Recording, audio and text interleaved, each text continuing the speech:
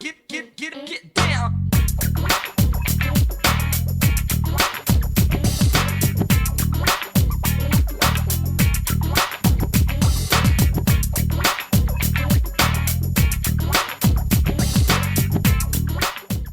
Well, welcome guys, thanks for checking out this video. We're going to be looking into the k101 Revo handheld, a device that I've been looking to try and get my hands on for a very long time. If you haven't heard of these devices, they actually have been around since 2012. I remember seeing these in convention up in North England, and one guy was very passionate about this device, but they were pushing around about £100 at the time, and I couldn't really push myself. But then I looked into Game Boy Advance backlit screen mods and to see if you can do it yourself, and the price does justify itself in a way.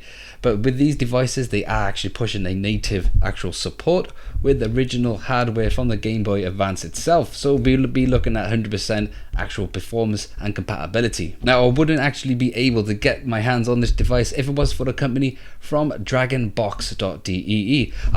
Dragonbox.de, not too many E's, but I'll put their link in the description below, so you check them out. They're based in Germany, so if you guys are around that area in Europe, I recommend checking out their stuff. They got some awesome gaming things, and they've been around for quite a long time, and they do supply some awesome retro gaming and other gaming actual goods. But towards the end of the video, I'll actually show you how to get one of these from the actual UK itself, so it'd be a quicker service to get your hands on as well. So let's jump into a unboxing and see what you actually get with your purchase. And this is the quality. It's a pretty nice box, I would say, but let's have a look. So it's well packaged. Let's give this an unveil, and there it is. There's the handheld. Let's put that aside at the moment and see what else we get all together. So this is the video output cable. This a like audio jack that you put on the top, and then you got your composite actual output.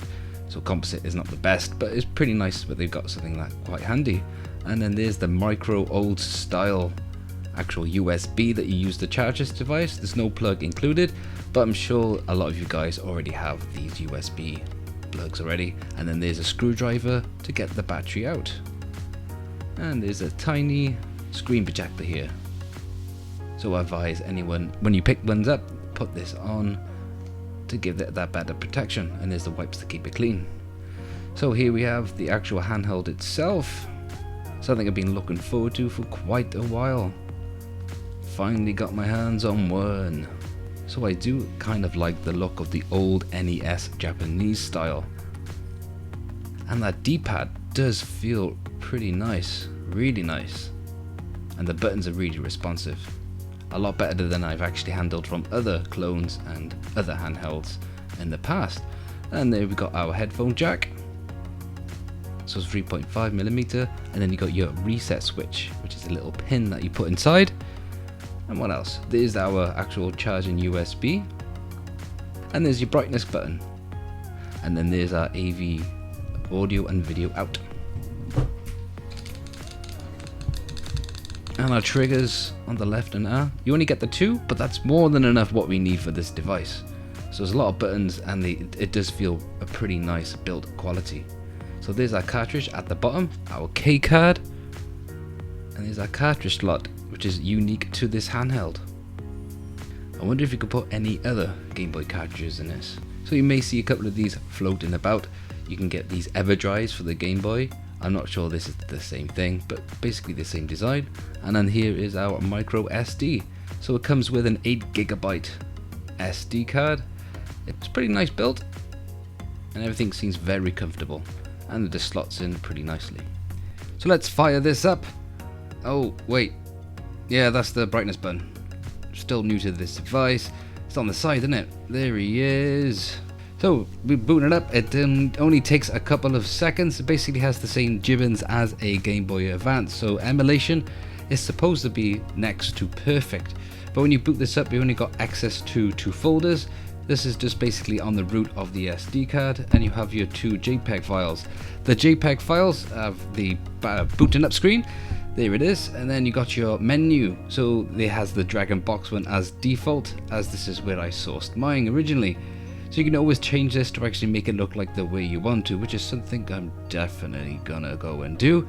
So here's the list of the built-in games. Nothing actually gonna be jumping out, probably not of them actually official, and some of them do actually support the game image.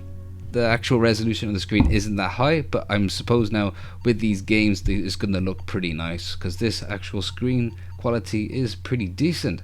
The viewing angles are pretty nice as well. So but we got these L and R triggers as well, and that actually filters out through the main menu. So you got your list, which is your folder, your options, and here is the help section. So I always advise people to check out this actual part of the screen. This actually gives you a lot more information what this device can do and what files it supports.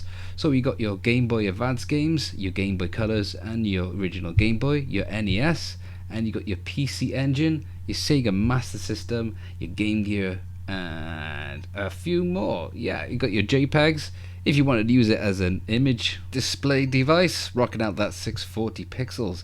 But I will put the actual specs of the device up now so you can guys see what this is about. But basically it's going to be the same as original Game Boy. So as you see, you boot up any game, it's going to boot it just like if it was in an original Game Boy. So I can't wait to test out some games, but let's just fire up this random one to see what the games are like built in. And you've got the speaker on the right. So basically this device is a mono speaker, so we haven't got left and right, which is a bit of a shame, but to be honest with the every other Game Boy handheld they were only using the one speaker. So this game seems to be like an independent challenging game. Probably I'm gonna really suck, especially as I'm filming as well.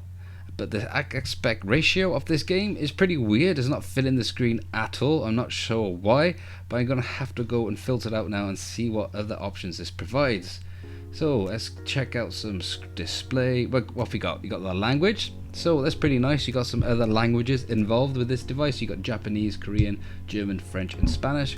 So that's pretty nice for the guys from Europe and abroad.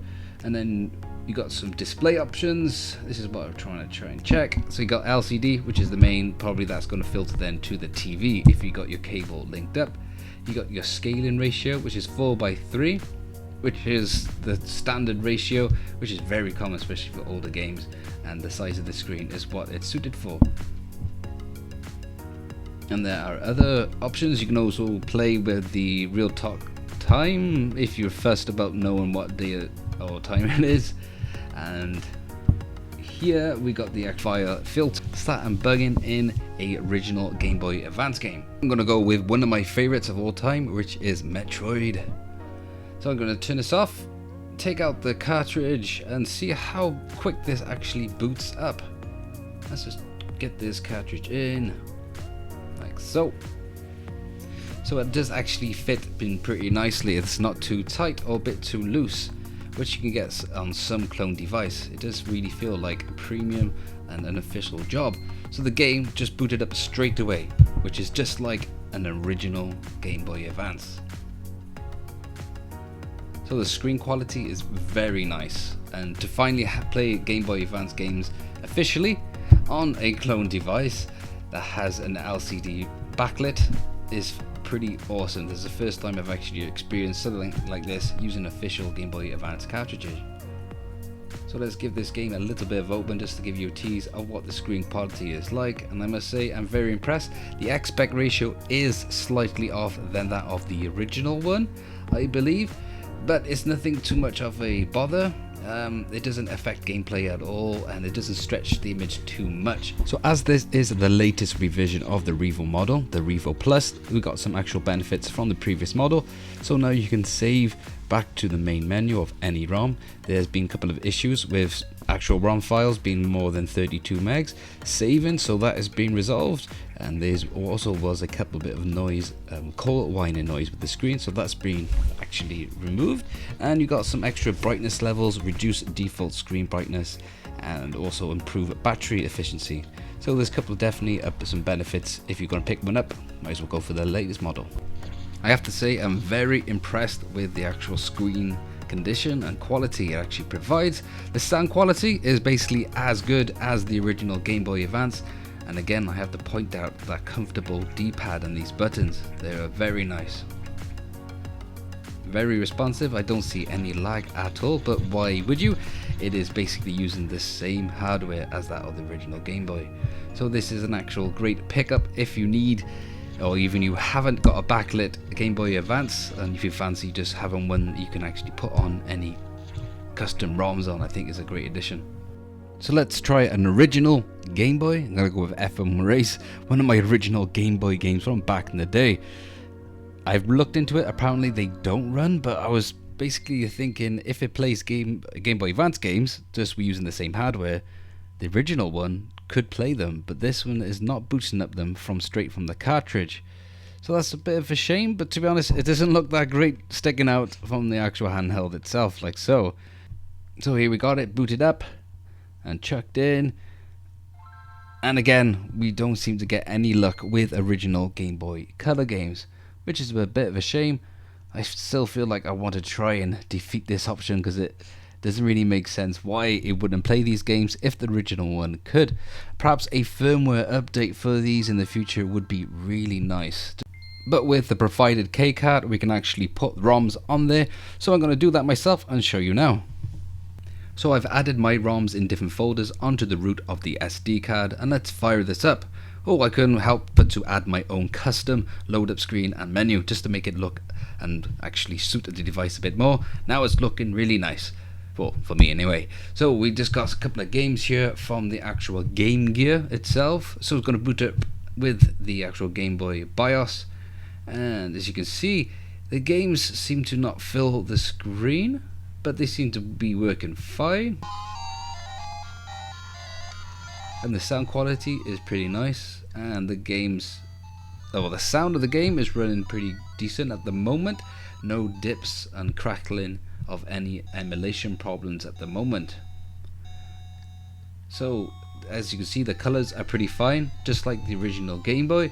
This is one game that we never actually got over here in the UK, an actual the Sega equivalent of Mario Kart, but only came out over here.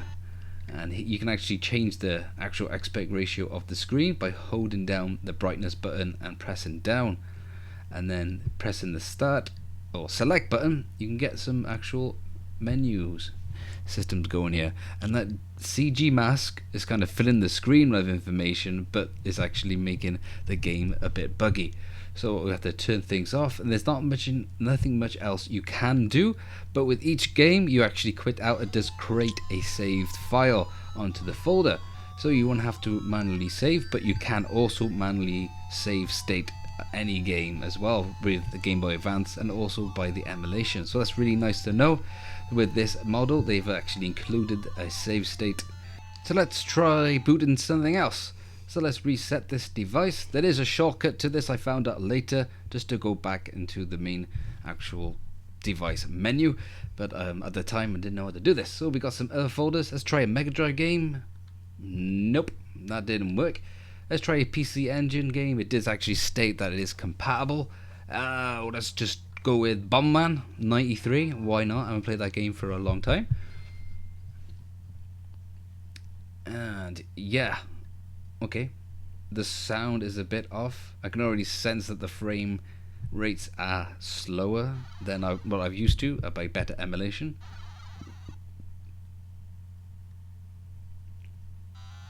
Yeah, this is not sounding great, and it's not really booting up. Okay, let's see if we can just get some of the game going. No, it's not that great. I don't recommend it as a portable PC engine. So let's try another one. Let's go with a Game Boy Color game. So I just bunged in a couple. Let's see if it's actually compatible and see how the games run like. So as it is a Game Boy Advance, the Game Boy Color and the original Game Boys should actually run perfectly nice. But there are some settings which is pretty cool. It's got the Super NES like TV settings, so if you had that device, that cartridge slot on the original Super Nintendo, it will give you some background information. So again, we got the weird aspect ratio again, not really filling the screen, but it did actually change the aspect ratio on the Game Boy Advance, I believe, much like how games look like on the NDS, if you remember that. So the games look fine, they run pretty awesome just like on the original hardware, but again it's that weird screen ratio. And we got some settings here which is pretty nice. Let's see what we can do with display. You can actually change the color palette. So let's quickly test some other titles out. The Wonder Swan SNES game does not actually like anything in the directory. Wonder Swan, nope, that doesn't work. So basically it is compatible with what it originally states. But of course, let's try some Game Boy Advance, and each game that I've put on there, it seems to recognize it and give you the display image of the game, which is pretty nice. No actually linking up, you just pop your Game Boy Advance game and it links it up with the image, so that's pretty nice. So I recommend this device mostly for its Game Boy Advance compatibility. So the games just boot up straight away, which is really nice. And I found out then, if you can actually remove the SD card slot, the game still carries on, which is pretty weird. So basically I had the game to load up into a ROM device in the actual hardware. So that's how they do that. So if you and a buddy had one, you can, and your friend didn't have the game, you can just take that SD card out and put it in there after you have loaded it. So I'm very impressed with this device as a Game Boy Advance. So if they are getting pretty pricey these days and you don't actually want to go out and get a backlit mod, I think this is a great alternative.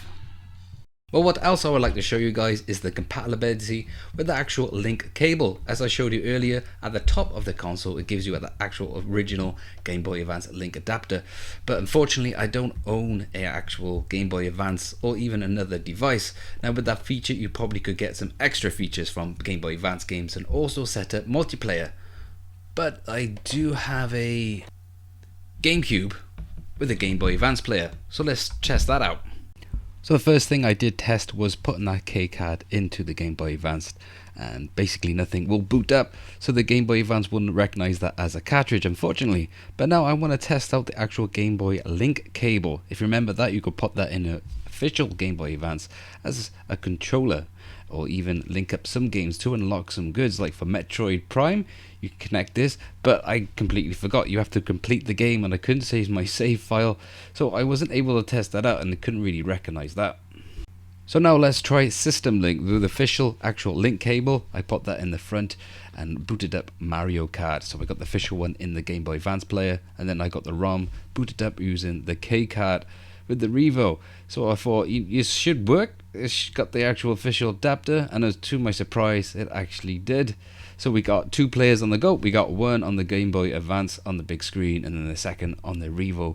So you can actually link these up. So if you got your official Pokemon games, you can actually transfer data and set up multiplayer like original Game Boy Advance. So I'm really excited about this compatibility. Well, this is a pretty awesome device, I have to say. Finally, I've got my hands on one after seeing this at an event many years ago. And big shout out to Dragonbox.de for sorting one of these out. And finally, thanks to them, you can actually get this from the UK. So it'll be a lot quicker service if you base it around in this area. Again, the purchase links are in the description box below. So as always, if you like this video, hit that button. And if you want to help and support the channel, click subscribe, leave your comments below. And I catch you lot on the next video.